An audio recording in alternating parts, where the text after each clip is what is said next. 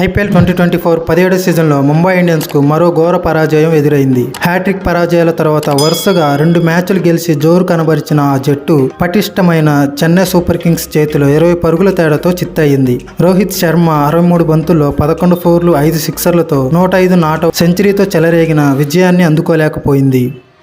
అయితే ముంబై ఇండియన్స్ పరాజయానికి ఆ జట్టు కెప్టెన్ హార్దిక్ పాండ్యానే కారణమయ్యాడు. ఆఖరి ఓవర్లో మహేంద్ర సింగ్ ధోని ధాటికి చివరి 4 బంతులకు పాండ్యా ఇచ్చిన 20 పరుగులే ముంబై ఇండియన్స్ ఓటమిని శాసించాయి. 4 బంతులే ఆడిన ధోని వరుసగా 3 సిక్సర్లు 1 టుడీతో 20 పరుగులు పిండుకొని ముంబైకి 207 పరుగుల భారీ లక్ష్యాన్ని అందించాడు.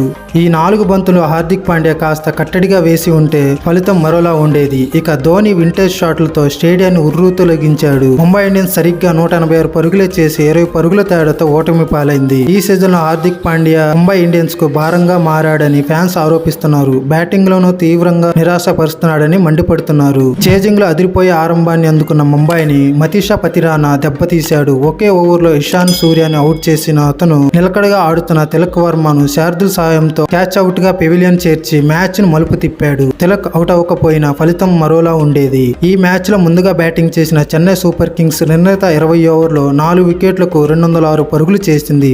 రుతురాజ్ గైక్వాడ్ 40 బంతుల్లో 5 ఫోర్లు 5 సిక్సర్లతో 69, శివం దూబే 38 బంతుల్లో 10 ఫోర్లు 2 సిక్సర్లతో 66 నాటౌట్ హాఫ్ సెంచరీలతో సత్తా చాటగా చివరి ఓవర్లో మహేంద్ర సింగ్ ధోని 4 బంతుల్లో 3 సిక్సర్లతో 20 పరుగులు నాటౌట్ మెరుపులు మెరిపించాడు.